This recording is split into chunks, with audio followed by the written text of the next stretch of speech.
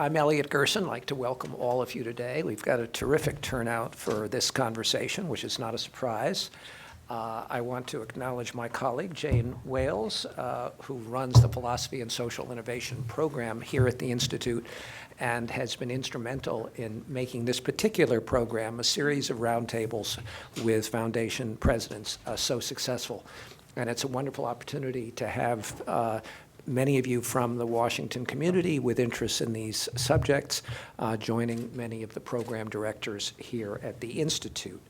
The Knight Foundation, and I was just thinking about this, was founded around the same time, almost exactly, as the Aspen Institute. For those of you who read the fine print, you might have noticed that in the last year, we've changed our founding date from 1950, which is your founding date, to 1949. And the secret there is we found documents showing that we were actually incorporated on December something or other, 1949. But we were founded around the same time, and of course the Knight Foundation has been focused on quality journalism, media innovation, enhancing communities and the spirit of democracy, and finally fostering the arts. And Alberto Ibargüen, our friend and guest, has been at the Knight Foundation coming up on a decade. Before that, had a very distinguished career in journalism. He, of course, was the publisher of the Miami Herald and the Nueva Herald, and before that was working at Newsday and the Hartford Courant. As a matter of fact, we first got to know each other in Hartford, Connecticut, more years ago than we'd like to admit, where Alberto, reflecting some of the values that have engaged him ever since, was a really passionate leader of the community, particularly the very significant Puerto Rican community in town. He was a legal aid lawyer. He founded a Center for Puerto Rican Justice there, and then moved into with a talent that he already had at such a young age, obvious to people in the community. He was attracted to the Hartford Courant. And then his career just skyrocketed in journalism as a publisher. And then, of course, he transitioned to the Knight Foundation, the leading foundation and institution in the world, really fostering high-quality journalism, among other things.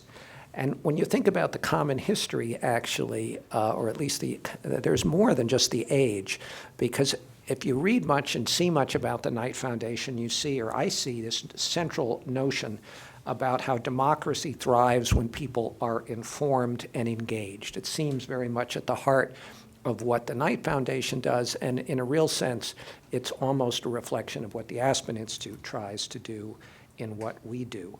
There's about $2.4 billion in the corpus of the foundation, and they contribute over $100 million a year. Let me start, Alberto, maybe with the start, and that is about the founders of the foundation. One thing that we often talk about here is how this founding, the founders, the family, the original spirit animates what the foundation does thereafter, and sometimes it doesn't. But tell us a little bit about John and James and how their careers and values still shape the foundation, if they do. Well, thanks. Thanks very much. Thank you, Jane, for inviting me to your philanthropy program, and Elliot, whom I've, as he went lightly over, have known since before he had gray hair, long before. And in fact, we actually got to be very good friends on an outward bound expedition when we were both not far from Aspen, when we were both climbing Mount Elbert. I assume Elliot for the first time, me for the first and last time. Once done, I said, okay, let's not push this. This is good. You mentioned founding dates. The Knights had been doing good things in their communities for quite a lot of years before then, but Lee Hills convinced Jack Knight, whom I call Jack, and James Knight Jim, even though if they were alive, I would only say Mr. Knight to either one of them. But Jack Knight, as he was known by just about everybody, really had very very practical reasons, very practical tax reasons for setting up the foundation, and says so on tape. And it's something not to be dismissed and not to be forgotten as you think about what causes people of enormous wealth to part with their money in this very American way of setting up a foundation. He cared about journalism. He and his brother both cared about journalism and about the communities where they had been so successful and that had been so good to them. And beyond that, there's a note somewhere that Jim says, I don't have a crystal ball, so I'm going to appoint a board of trustees, and they will appoint their successors, and they will figure out how to stay relevant. But they cared about excellence in journalism, and they cared about the communities. When they actually organized the foundation, the four of the newspapers put in a small amount of money that I don't think reached $1 million. But the big amount of money that came into the foundation was when Clara Knight, their mother, died in the early 50s. And after her will was settled and she left a great deal of money to the foundation, the company that they also ran, the newspaper company, which was without the benefit of ever being in Washington or New York or Los Angeles, was the biggest newspaper company in America at a time when newspapers were pretty much everything in news. She left her estate to the foundation, and the foundation never again took any money from the company. So that Knight Ridder, as such, it was then Knight Newspapers, Knight Ridder as a company, as a corporation, never contributed to Knight Foundation. Nevertheless, the expressed desire of the brothers was that the foundation be focused on the communities where they worked, and that was first Knight and then Knight Ridder, and that expanded the scope. And it was always journalism and communities. So really, from the beginning, the focus of the foundation was in those directions. Yeah. And continue. I mean, there are myriad things I know you for decades that you'd love to fund, but you only fund those still core. Pretty much. That's right. And even outside of the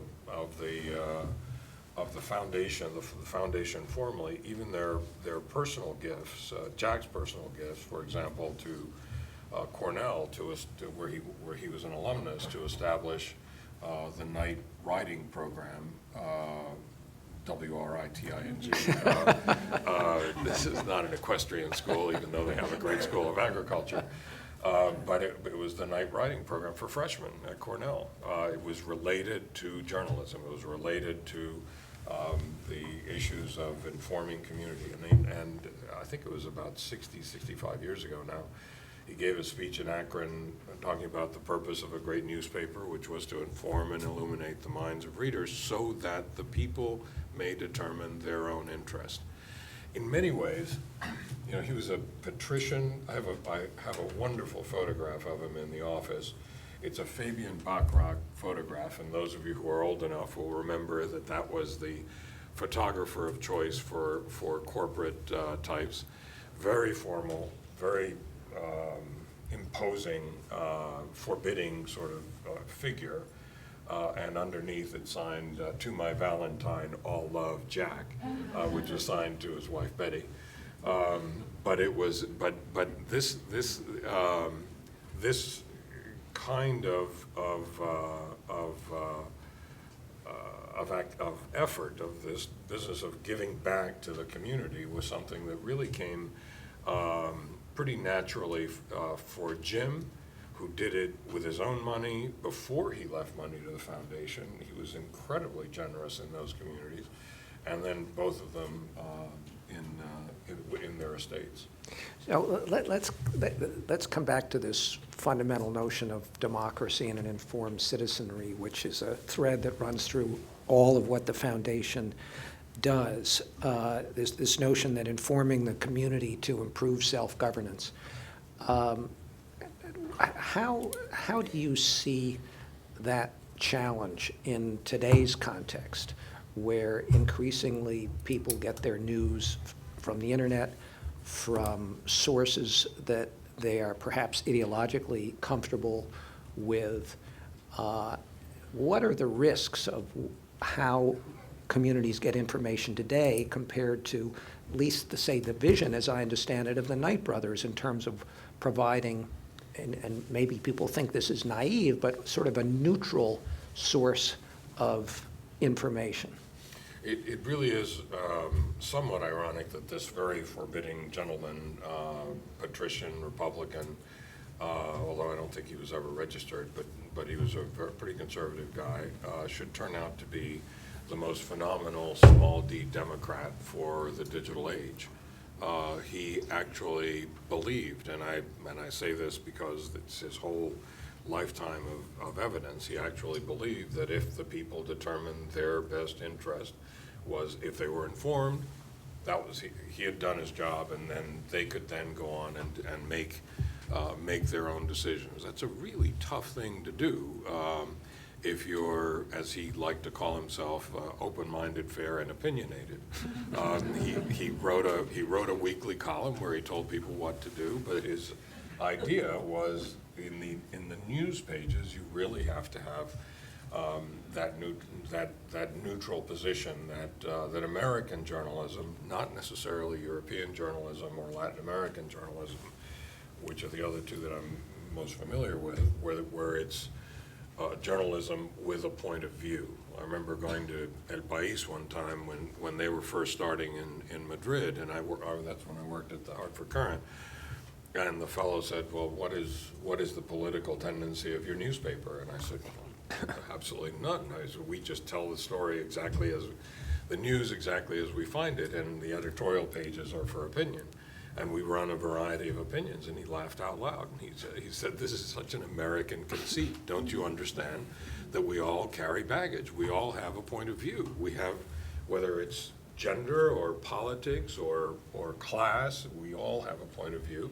And he said, "We think it's more honest to say that if you're left, you read El País, if you're center, you read El Mundo, and if you're right, you read ABC," the three big newspapers in Spain at the time, and I guess still now. And I think we've actually, not because of the news organizations, but because of the technology, we have moved first with cable, and then later, and at breakneck speed with internet, we have moved to a world of the point of view from somewhere. Jay Rosen criticizes that middle ground as the point of view from nowhere, and says that's hard for people to. This is a professor I very much admire at NYU, although at this point I think I don't agree with him. And he says the point of view from nowhere doesn't let people latch on to the perspective.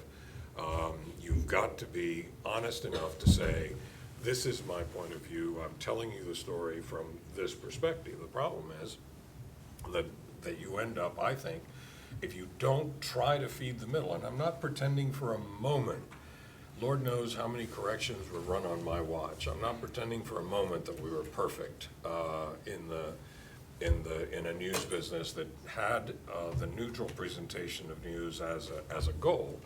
But you end up with a Venn diagram that I'm sure you've all seen. If you look at the Senate votes of, say, the 70s or even early 80s, and you see lots of red dots, lots of blue dots, and then in the middle, red and blue dots in the center of the Senate votes. It's just a fact. And if you look at that Venn diagram now, and you see red dots and you see blue dots, and since Olympia Dukakis retired, and Jay Rockefeller maybe, then that's it. Those are the ones that used to populate the middle, and everything else is on the sides. If you don't feed the middle, I think you're risking not creating the place where people can compromise, the place where people can come together. So is there anything we can do about that? Or more particularly, is there anything the Knight Foundation can do about that? So, I mean, one thing you can do is sit around and complain about it like I do. And another thing you can do is say, all right, so the world is going to hell in a handbasket, and people are not going to read newspapers like they did. As Yogi Berra said, if the fans don't want to come to the ballpark, nobody can stop them. So let's not even try. Let's figure out what people are actually going to use. And so what will they use? How will they use them, the devices or the platforms?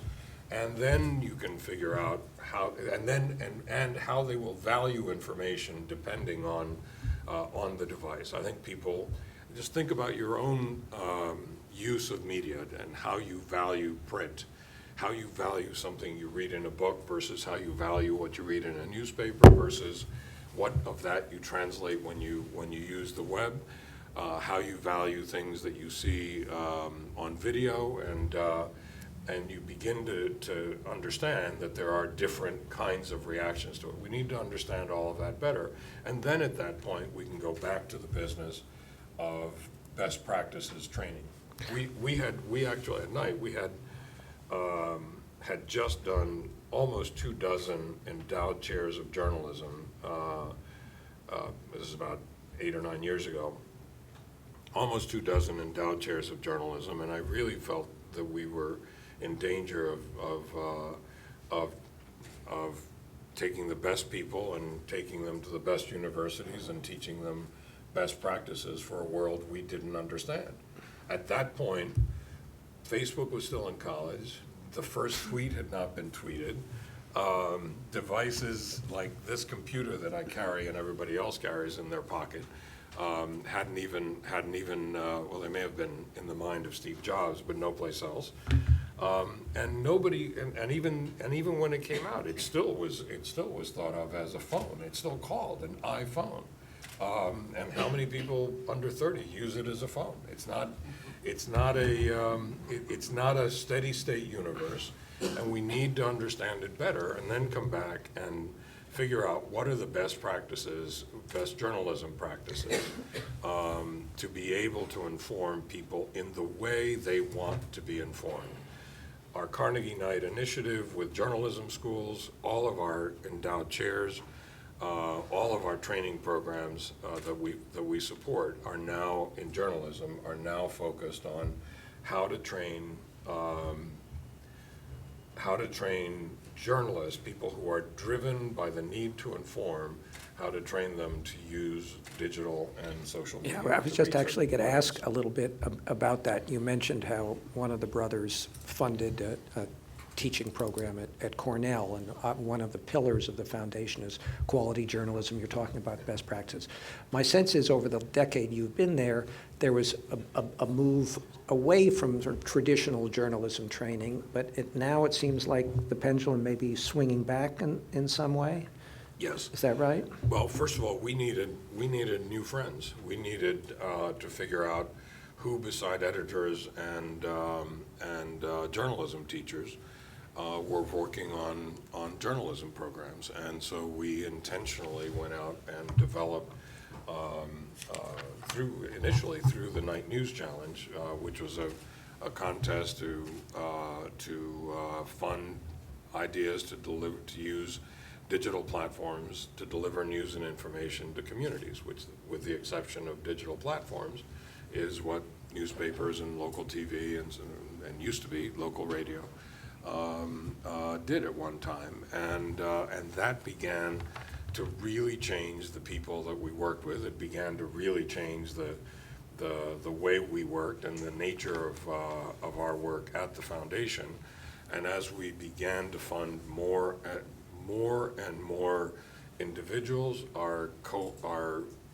if you look at a chart showing the number of small grants that we make, even though the dollar amount increases pretty gradually, but the number of grants just continues to to rise tremendously because we're making many more and smaller grants, because we're funding innovation. And when we made the decision to fund innovation, I think, I wish I could say that I knew this was going to happen. I didn't, but it was perfectly obvious in hindsight that if you're going to give a huge grant to a university, it's going to require a lot of work on the front end. But after that, then the university knows how to teach, and they go ahead and do their programs, and they've done this before 1,000 times. If you're going to fund the dollar equivalent in experiments for how to use digital media to deliver information, news and information, then you're going to deal with a lot of people who've never managed anything, they've never hired anybody, they've never reported to anybody, they just graduated with they're brilliant, but they just graduated from someplace with a degree last week, and they've got a great idea, and it might turn out to be Facebook, who knows? You have to be, you really have to take Jack seriously. He was open-minded, listened to everything, fair, weighed, and they made a choice. And it's not, and don't stand over the pot. Don't. It's really hard for us. I think it's really hard for anybody in a position of a foundation, and I include pretty much anybody in the field, or anybody who's doing this sort of grant making. It's hard to not let perfect get in the way of good, not let perfect get in the way of progress. And this decision to fund innovation has been amazingly liberating for the foundation. When my colleagues Eric Newton and Gary Keppel came in when I first suggested the Night News Challenge, which had 3 rules. It was digital media, news and information to local communities. And they had 3, this is 2 pages, they had 3 pages typewritten of rules, and I took the thing and I turned it over and I said, I want you to see I'm doing this gently, because I respect the work you put into this, but if we have 3 pages of rules for this contest, that means we're going to get variations on things we've already imagined. And the whole point of this is to say, we're Knight Foundation, we're the Great Journalism Foundation, and we don't know what's happening. I think it was a hugely important moment in this period of the foundation, and it has affected the way that we have approached funding in the other areas, in community fund, in communities, and in the arts programs. Let's also talk about, and this series is about foundations generally, let's talk about how that move, as you describe it, to fund innovations and moving from lots of large grants to far more small grants, how that's affected the actual culture, the organization, the budget, the staffing of the foundation. That must have had major implications as to how the foundation worked internally, too. Yeah, I think I've never been in a situation where my board told me that they thought I was understaffed. That doesn't happen to us often either. No, and shouldn't. But I think the pace of change for us has been fast enough that I think we have increased the staff. And I'm now we've just hired a new vice president for learning and impact, a fellow named Sam Gill, and I'm very really looking forward to working with him and to focusing a lot more effort on figuring out what we've learned. What we started to do was to break the logjam, break the mold before. Move very much toward the funding of innovation, shift from an attitude of charity to one of social investing, which is, in charity, I'm telling you what you already know, in charity, the gift itself is the act, is the end of the act. It is, and you will be rewarded wherever you're going to be rewarded, but not here. In social investing, it is you want a return. I can't take the money back. That's not what I'm interested in. That would only create problems with the IRS. But what you want is the return of impact, the return of something that's happening in community that we all agree, we meaning the foundation and the grantees, and true to donor intent, that we agree is a desired impact. Figuring out what people will use, how will they use it, so that people can be better informed. Figuring out what things to do, what binds people to community, so that you can figure out how people will engage, and what is because in the end, in our communities program, there are just two things I always look for. One is, are we funding need or are we funding opportunity? If we're funding need, the chances are really good you're not going to have great impact. We don't have the funds to cure poverty, improve education, do the need part. If you're funding opportunity and you see that there's a I'll use a case in point in Miami, there's an entrepreneurial culture that we can leverage. And so by funding that, by creating incubators, by bringing in groups and organizations like Endeavor, you can actually leverage and accelerate things that are already going on in that community. And we have, in the 26 communities where we work, we have 8 resident communities, and in the other 16, we have a donor-advised relationship with the local community foundation. Use their intelligence, their information to tell us what's happening in that community. Don't tell me what the poorest zip code is. Don't tell me what the biggest bank is. Tell me what isn't printed. Tell me what are the things that are going on in that community that I can only know if I actually live there. I obviously can't live there. I live in Miami. I'm very happy. Today I was asking Walter, where is Biscayne Bay? I don't see it. There's no water here. It's almost as humid there. Yes, but you don't have the ocean. And that's actually a tremendously useful component of the way the foundation is structured. We've also, I think, reduced the average age of staffers quite significantly as we focus on digital technology and the use of that information in philanthropy. I don't know. I actually don't know that anybody's actually done an average age comparison of foundation staff to foundation staff, but I would be very surprised if ours didn't come out on the very young end. You just used the word focus, and you also talked about education, lots of other issues. People like you who come to run foundations tend to be people who want to solve problems, all kinds of problems. They tend to be optimists about the ability to change circumstances. How do you fight as a foundation president, as it seems from the outside that you've so successfully done, mission creep? How do you think about that? It's really whack-a-mole. It's a constant case of whack-a-mole for everybody at the foundation. The people who, you're exactly right, people who tend to sign up to work in a place like that want to figure out how to fix things. And your friends are running other foundations, and they're calling you, say, we've got this fabulous program in Tulsa that does X. We'd love to have you sign up. I actually get, that's an interesting separate subject, but that Jane and I have talked a lot about, and with our mutual friend Darren Walker. We're trying to do more collaboration between foundations. The truth is, there's precious little. And it makes sense if you think about the way private foundations are organized. They are the embodiment of a very willful person's estate.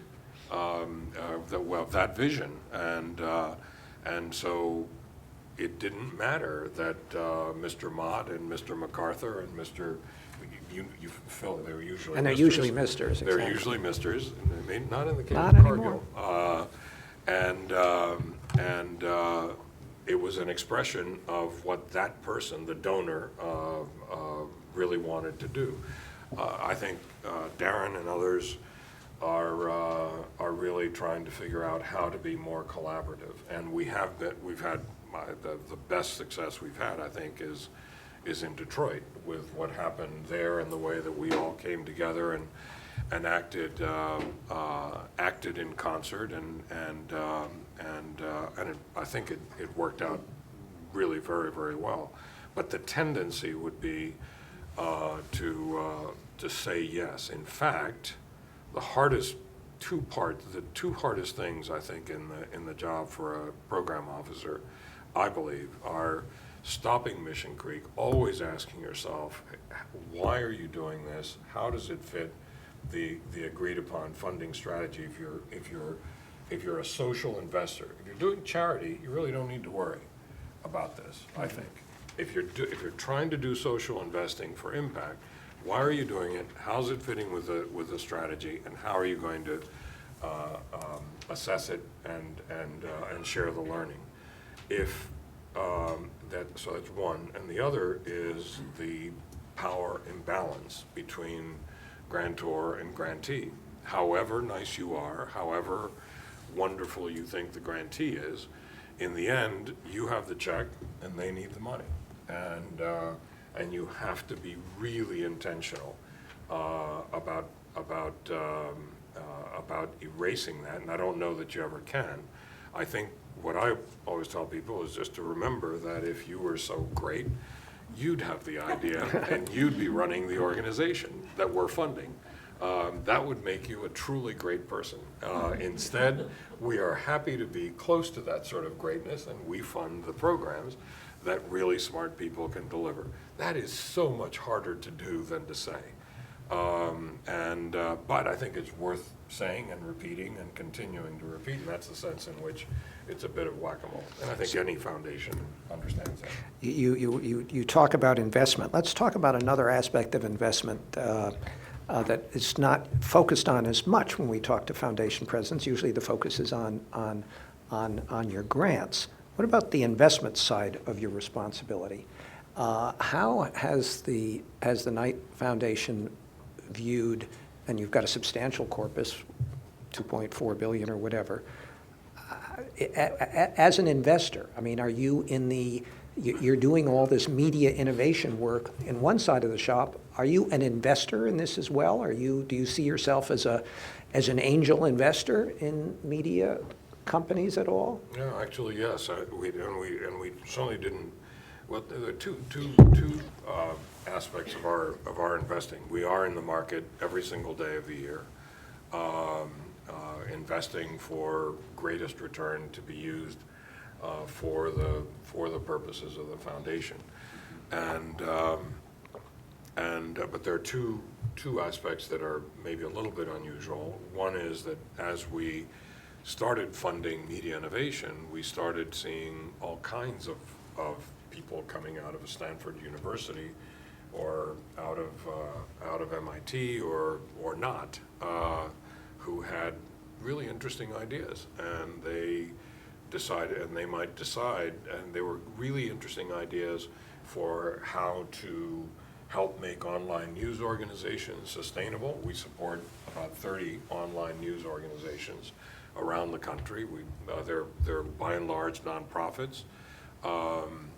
I wish, don't ask me what is the secret sauce to their success, because we're not there yet. But I think it's really important that we continue to support them while we figure that out, and they continue to experiment with how to deliver news and information to the communities they serve. But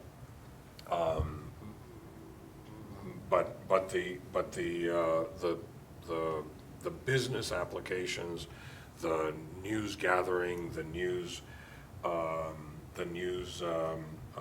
processing apps and programs could as easily be for-profit as not-for-profit, or could be a combination. One of the most successful things we've done is fund Document Cloud. Those of you who are journalists may know what that is, and that is a program that was developed by ProPublica, which is nonprofit, and New York Times, which is obviously for-profit, and our investment ensures that it'll be open source. What it does is it allows journalists who are researching massive amounts of documents, and it allows people to compartmentalize it and work together from a variety of different places, networked so that you could actually get the job done, maybe not quite on tonight's deadline, but not next year's. And that could have been somebody's very smart idea for a for-profit company. What if it had been? Well, why should we not invest in it? Why should we not invest to help them develop it? And if we're making investments in other kinds of funds and organizations, then the next question was, well, why not make investments of an angel sort in companies that we think are likely. We're only just beginning. I actually prefer that, much prefer that to, and some of my staffers are going to be unhappy to hear this, to PRIs. I think PRIs are confusing. I think program-related investments that are allowed by the IRS. I think there's a lot of gray in a PRI about when you're actually funding for what feels like self-interest, even if it's legally structured. And every time we've done one, which hasn't been often, we've had the thing lawyered 5 ways to Sunday. But I think it's much easier to say, this is a grant and this is an investment. And if I'm making the grant, I'm exclusively looking for impact. If I'm making the investment, I'm either exclusively looking for the investment return, or I'm looking for a stated combination of return and modest return in that case, and impact. Let me ask if you look at something else when you're looking at those investments. Do you ever look at whether the people managing your money are women or minorities?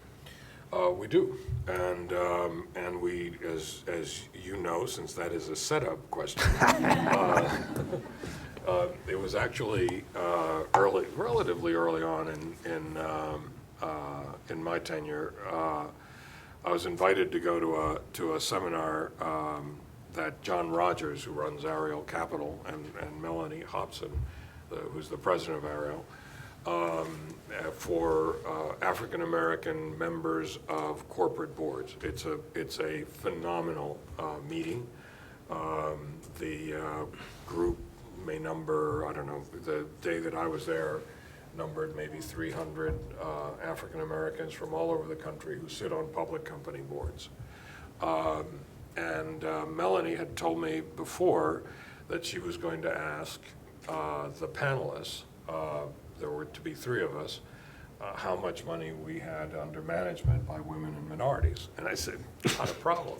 I just arrived, and what did I know? And John Rogers, by the way, was chairman of our investment committee, so how could it possibly be anything other than a good answer? And I knew, furthermore, that we had just made a $7 million investment in a fund that somebody I knew who was African American, and so I called our CFO, Juan Martinez, and I called Juan, and I said, Juan, how much money have we got? At that time, I think we were roughly, I don't know, it was 2 billion something. Maybe it was just 2 billion. And I said, how much money have we got under management by women or minorities? And he said, $7 million. And I said, hang on, no, I don't mean just that one. I mean, for real. I mean, in total. And don't we, all things being equal? And he said, yeah. So, long story short, you have to pay attention. You have to be intentional about this. You can't just simply say nice things that all things being equal. And you have to look and see if, in fact, all things being equal means that you have to have been in business for 25 years, I'm exaggerating, most of the people coming up are not going to meet that qualification. So all things can never be equal. Were these people trained in the best places? Yes. In the best schools? Absolutely. In the best investment houses? Yes. And then, like non-minority and non-women, if that's a term,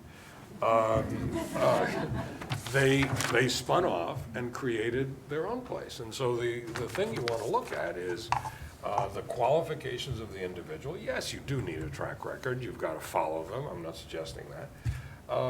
And you need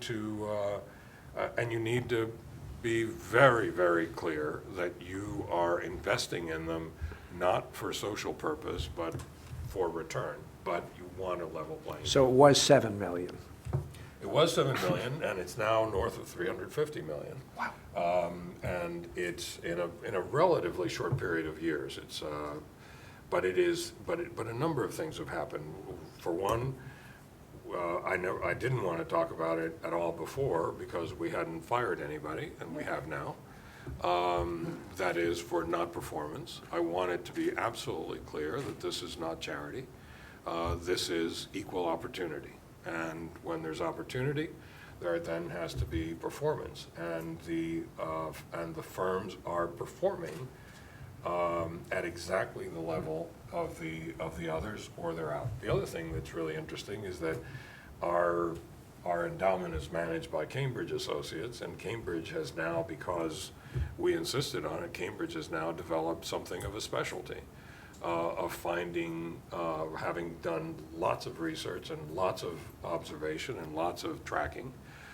They now have, I think, a really impressive database on highest quality investment funds that are run by women and minorities, and are happy to talk to anybody who's and I'm not getting paid for this, but they are happy to talk with anybody who is interested, who is really seriously interested in making investments. They're out there, and we're proof that it works. So you see why it was a setup. Let's go back to the donor side of the business. We've talked a lot about journalism. Let's just talk about arts for the minute. How did that develop originally? Did that develop out of one of the Knight brothers' particular interests? Was it, I don't know, 26 different communities? Were arts an important part in the fabric of those communities? Was it because of Miami? How did that start, and how do you define it today? A little bit of all of the above. Clara Knight was almost all of the things that I know that she funded that she personally funded were arts organizations she was in Akron, Ohio, which is where the Knight newspapers first started. So at the very beginning of the foundation, there was a lot of funding of arts organizations during, and over time there has been support, but mainly as a result of funding in the community. It has not been so much it has not been so much an arts program as an arts and community program. And about I guess it was 8, 7, and 6 years ago, we had Gallup organization do surveys in each of the 26 communities, and they range from as small as Grand Forks and Aberdeen and Biloxi to mid-sized cities like Akron and Boulder, and large cities like Philadelphia, Denver, and Miami. And the consistent response is that what attaches people to place, and that was the point of the survey, what attaches people to place were personal and cultural. I was stunned as somebody that's always gone someplace for the job, and who thinks in civic terms about governance and other kinds of engagements. But the personal connections of friends and family and the cultural connections that made people feel like they belonged are the two factors that most seem to attach people to communities. So we had something of a tradition of funding arts, and then we had this further evidence that it actually did matter to people's sense of belonging to a place, and so we started doing a little bit more of it. I think it was and then Dennis Scholl came on as our vice president for arts, and Dennis was an art collector. He can't whistle any more than I can. He can't dance. I can't dance. He can't play a tune on any instrument. But he has a great eye for the creative. He has a collector's ability to walk into a room and figure out which are the artists that are pushing the edge of the envelope. And we had already started the Night Arts Challenge, and we had done some funding of other things. But it was really when Dennis came in and we started funding art in Miami. Those are the rules of the contest there. Art in Philadelphia, art in Detroit, in St. Paul, in Akron, Ohio. And you end up getting amazing combinations of things, from a month-long poetry festival to bring a poem to everybody in Miami-Dade County during May, or we just announced a crowdsourced symphony in Akron. It's called Sounds of Akron, and in case any of you want to volunteer your particular Sounds of Akron, there's an app for that. You can record whatever field and the Detroit crowdsourced symphony, which is to be called Symphony in D, will premiere with the Detroit Symphony. Not too shabby. It is being I'm not sure if the verb is composed. You're the publisher. You can invent a verb. Is being co-composed by Leonard Slatkin, the director of the orchestra, and Todd Mackover at the MIT Media Lab, and it is meant to reflect Detroit. It's for and by Detroit. So it's just a whole range of things, and the way to approach it, the way we approach it, is really two-pronged. Since we're focused so much on geography, we'll fund the extension and the outreach of existing institutions, and then fund as crazy a possible mix of the grassroots. And the combination of the two, I think, creates enormous excitement. I wish you could have been there the night we announced the first round in Detroit. This was before the bankruptcy, but it's going to still forever be one of the great nights that I've spent in this job. We were in the Detroit Institute of Arts in the Rivera Courtyard. This is about as classic as you get in 20th century art, and we were giving out 56 grants to people who were kind of walking around saying, "I can't believe I can't believe I got it," who were from all over town. The excitement that night was fantastic, and the range and depth and breadth of Detroit was reflected. It was absolutely wonderful. I'm going to open it up to everyone for your own questions. But before I ask maybe one last question, I have to, of course, acknowledge the generosity of the Knight Foundation to the Aspen Institute over the years, funding many extraordinarily important and influential programs, especially in Charlie Firestone's Communications and Society program, continuing to fund great work on the future of libraries with Amy, who I think is here as well, and also some of the work of our arts strategy group under Damien. So we do appreciate that very much. But it seems like the Knight Foundation enjoys these sort of almost crowdsourced kind of challenges. And we have a new program that Jennifer Bradley runs on urban innovation.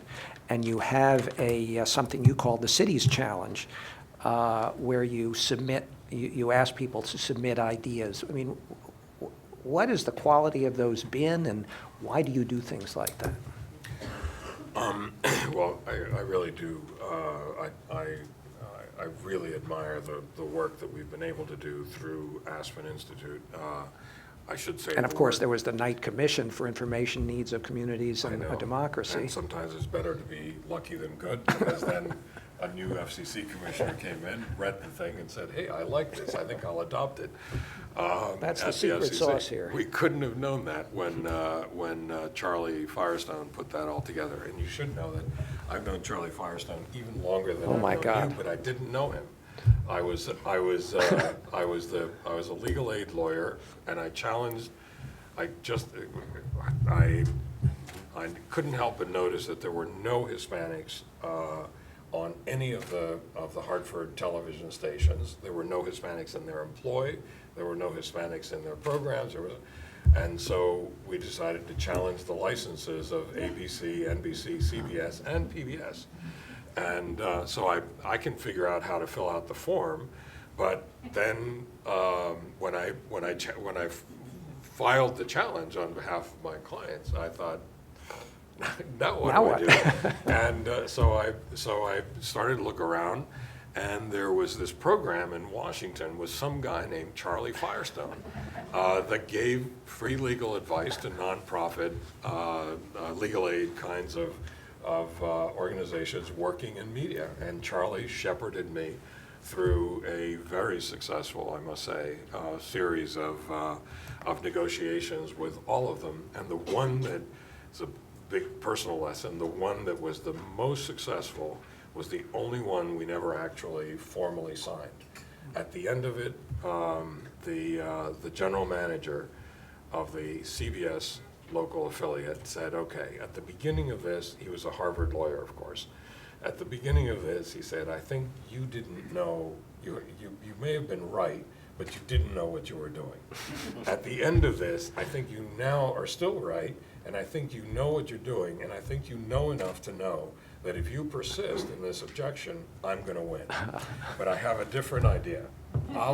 If you withdraw, I will exceed everything that we've just agreed to. And I paused, shook his hand, and he did. It was a phenomenal. WFSB, I remember. That's exactly right. Dan was terrific. So the city challenge, I mean. So the city's challenge, we actually had, it's how do you make your town better? How do you make your city better? What are your ideas? It is no more specific than that, except that it's about your place. We had over 8,000 applications from the 26 cities and around other places.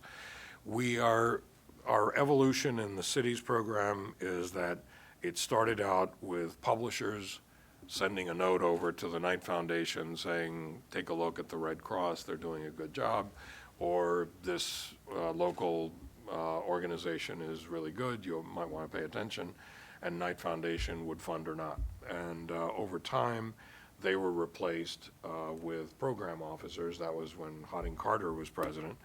And by the time I became president, that was well established, and then the company went out of business, so that the Knight Ridder, as such, went out of business. So I never had to deal with any of the tension that my predecessors did about pesky publishers like myself, who used to call up and say, I think you ought to fund these things, why not?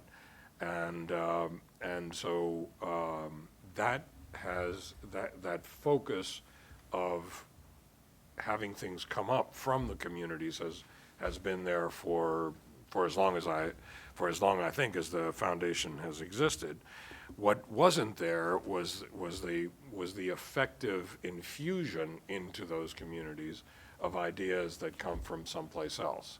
And so about 2 or 2.5 years ago, Carol Coletta came on the staff, and we joined the communities and national initiatives departments. I think there's a creative tension in that. It isn't always easy to get national ideas taken seriously, and it isn't always easy to have local ideas viewed as serious at a national level. And so that exchange has begun to happen, working with organizations like 880, with Gale Partners from Denmark. We've had lots of, we've really gotten big into the convening operation of bringing community leaders from lots of different places to talk to each other. And the Communities Challenge turned into a wonderful opportunity to say to anybody with an idea from anywhere, if you have an idea, we're really interested, but it has to be with a local partner in one of these 26 communities, or it has to come out of one of those 26. and we just announced the winners. I think it was 32 or 33 of them. A big problem with this sort of funding, a great advantage to this is that people come up with all kinds of the barge that's going to be on Biscayne Bay to talk about sea level rise. I didn't think of that. I wouldn't have thought of that. Nobody in my office would have thought of that. But somebody thought of it, and it was and the readers, the outside readers that we always have, recognized it as a really very important, very effective way of raising attention to a very important issue in that particular town. The downside of all of these is that if we did 32, it might have been 33, 4. There were 8,000 altogether, and that means there were 7,900 and some that we told no to. Some of those you don't feel bad about because you didn't think they were a very good idea. A lot of those were possible ideas, and a bunch of others, and this has happened in the News Challenge as well, we tend to look for either other foundations or other ways to fund them from within Knight Foundation, because it's just a great way to mine ideas that come out about the issues you care about. So questions, and if I can ask Aspen colleagues to hold them, because we're going to have a treat to have Alberto stay with us after this open session. So any questions? Please. I'm Ellen Lapson from the Stimson Center, so I'm on the receiving end of philanthropy. I was intrigued by how liberating you said it was to fund sort of new startup innovative ideas. I wonder if you've had to adapt your kind of metrics of success, how those innovators report to you at the end of a one-year grant, since in the real world, something like 90% of startups don't thrive. How do you think about that? Do you give them a longer runway to see if their ideas are going to gain traction or not? Yeah, that's such a hard question, and a good question. When I first got to the foundation, I remember thinking, this is crazy. These people are all looking for the social equivalent of cash. No such thing. Having come from a company where, at the end of the day, if you're running a corporation, to oversimplify, you put out this much, you made that much, and you call the delta your profit, and you're successful, and you get RSI patting yourself on the back. There's no equivalent. There's no tangible equivalent like that. You have indicators. And so every time I would hear somebody talk about how we have to have clear and measurable metrics, I would think, I think that's a substitution. I think that's an excuse to not think. It's an excuse to not exercise judgment. And I think I'm overstating the issue, but I really believe the right answer is somewhere in the middle. Right around that same time, I met Bill Drayton, who runs Ashoka. Many of you, I'm sure, know him. And Bill told me, I'm not even interested in talking to you about an evaluation that begins at any time during the grant. And I said, what do you mean? He said, well, I think if you're serious, and he's right, if you're serious about social change, it doesn't happen in easily digestible calendar chunks. It may not happen for years. On the other hand, I've got a responsibility, I think, as a manager. I have a responsibility to my board. I think we have a responsibility to the founders to try to figure out what kind of impact we're having, what seems to be going right, what have we learned, for example, in the example I gave before about what people use, how they'll use it, and how they'll value the information, so we can then, the point of this is so we can then teach best practices journalism so people can be better informed, so people can run a more effective democracy. This is sort of, for those of you who saw The Devil Wears Prada, I just thought of this. It's when Meryl Streep tells the young woman, says, well, the color on that belt means that, I don't remember her whole thing, but now I'm going to go back and look it up. Because all of this stuff is really connected.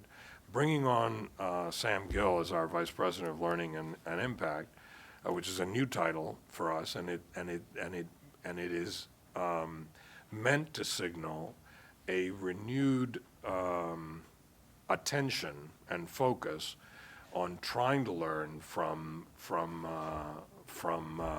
what we funded, from the projects we funded, and also expand to look at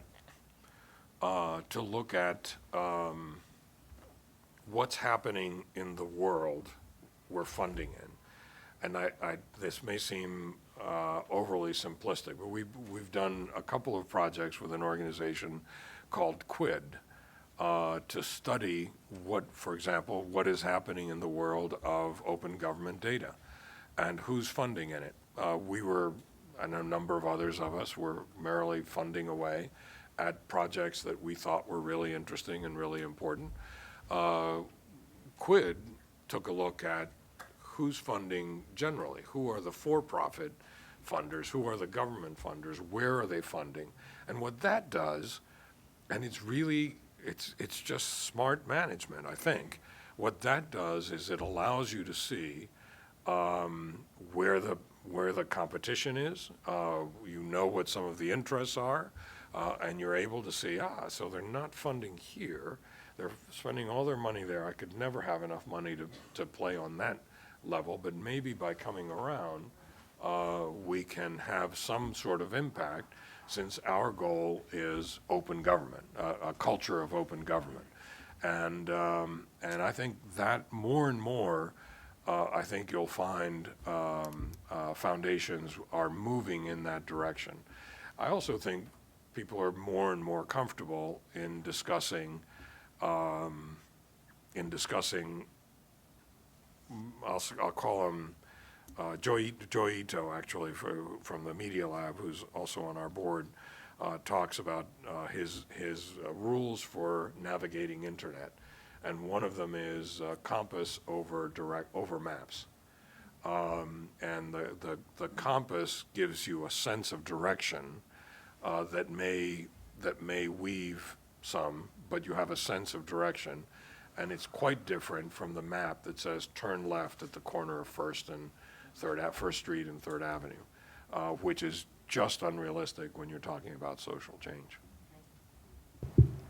Another question? Yes, in the second row. If you could wait for a microphone.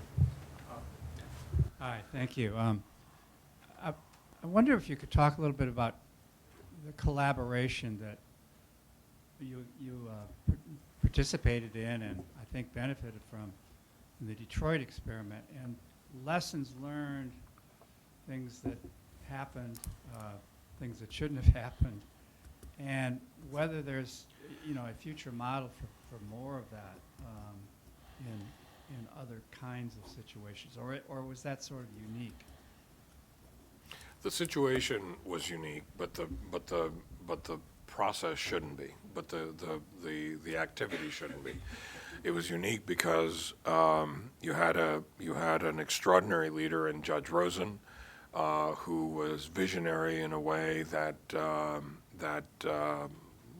simply most of us are not, and he had assimilated. Is it Roger Fry who wrote Getting to Yes, which is a great. If any of you have not read it, if any of you haven't read it, you must. If you do any kind of negotiation, and it's a Harvard and MIT professor, a couple of them.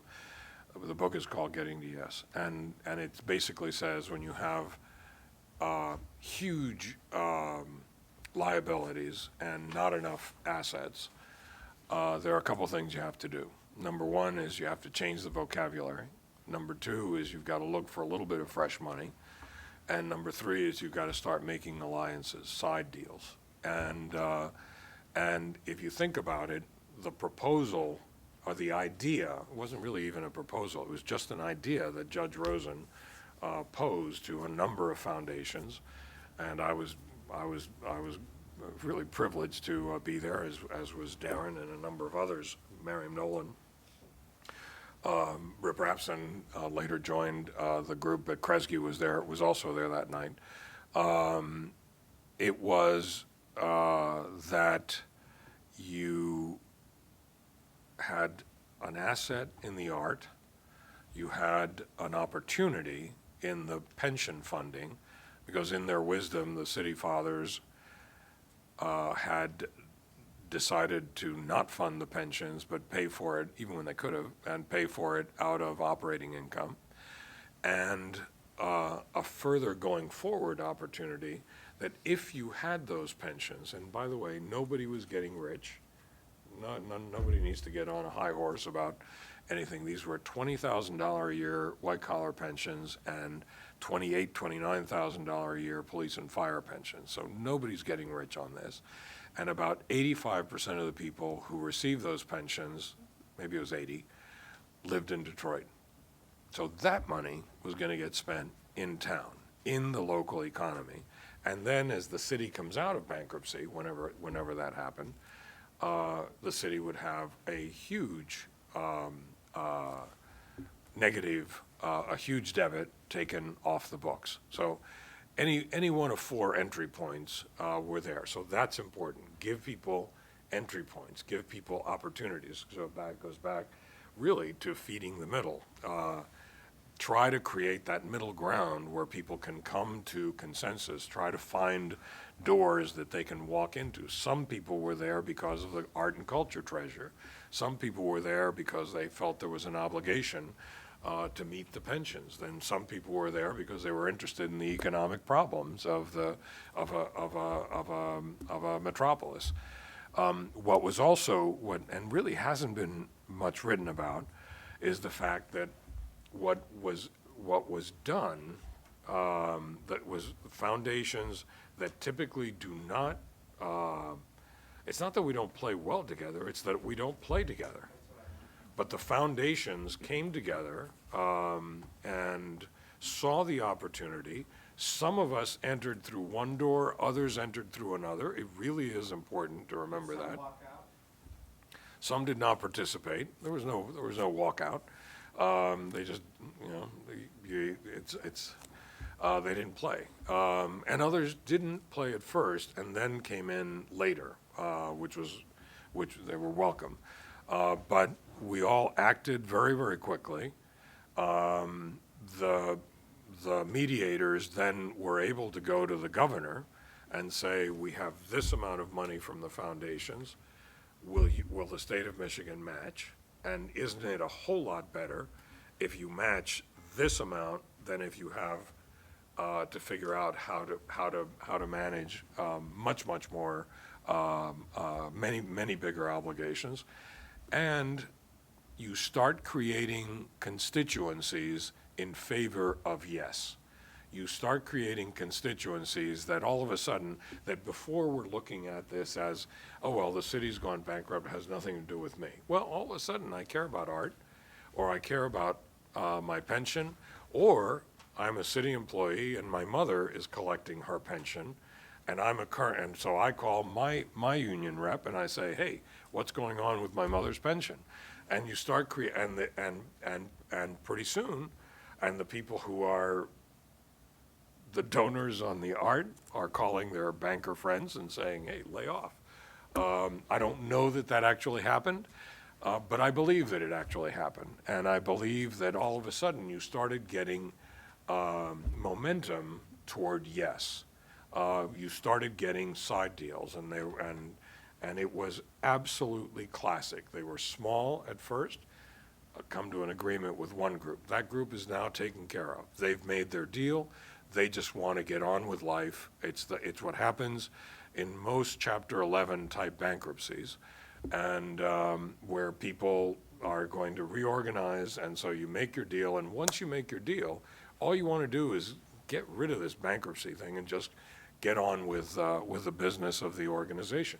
Same is true here, except that it's a city. The city's not going anyplace, and the law wisely, I think, allows in Chapter 9 for this panel of mediators who are very seasoned and have done these negotiations many, many, many times. And they just started making this deal and that deal and this deal and that, and pretty soon, within a stunningly short period of time, considering how long everybody thought that was going to go, there was an agreement. They also held back some assets because for use until the very end, they were very smart about that. They held back some real estate assets. So there was very clever thinking. For foundations, I think it was for all of us who participated. It was a lesson in hardball, in real life negotiations. It was a lesson honestly, in subsuming a lot of ego. There are a lot of us who are very proud of what we do, and here none of us could stand up at all during the process and say we're part of the group. We're part of the group. We're part of the group. It was really important that nobody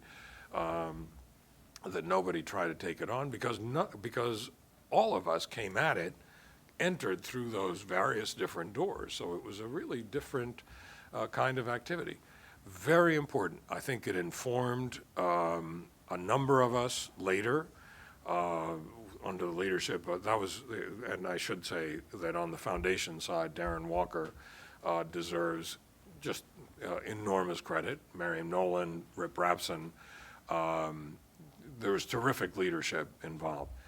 On the same kind of idea under the leadership of Bob Ross from the California Endowment, Emmett Carson, Risa Leviso, and Ken Zimmerman at OSI. A number of us organized a year plus before My Brother's Keeper, before the president decided to do that initiative. And we met in Chicago, and it was the same sort of operating principles of the Big Tent. We're all interested in issues of black men and boys in the communities that we're interested in. And so some come at it from changing the narrative, some come at it from workforce development, some come at it from lots of different. And the idea was let's stop saying, sorry, I don't do that. I only do this. And when there's a common theme, let's start gathering, let's start sharing information, and maybe along the way, we'll find some reason to come together, to work together. Detroit obviously had the crisis, and as Rahm Emanuel says, a crisis is a terrible thing to waste, and we didn't waste it. With the Alliance for African American Men and Boys, which I think is the cumbersome name we all gave to it, later became part of, and one of the reasons I think philanthropy was able to respond so effectively when the president issued his challenge is that we had already been meeting and talking and sharing information for a year. Under Darren's leadership, we've actually formed, I shouldn't say just Darren's leadership, but a number of others. We've formed two other similar kinds of groups, one dealing with media and the other dealing with arts, foundations that are working in arts, maybe working in different ways, starting to meet together to share information and possibly look for projects. Same thing on the media side. And it's not easy, and it's especially not easy when there isn't an immediate sword hanging over you, but it's really worth the effort. Ladies and gentlemen, we always do try to end on time. I wish this could go on all afternoon. I want to thank Alberto Ibargüen very much. And what I will do is let him stay here before we grab him away to something else for about 5 minutes. So for those of you who'd like some time to visit with him, this is your opportunity. Thank you very much. Thank you.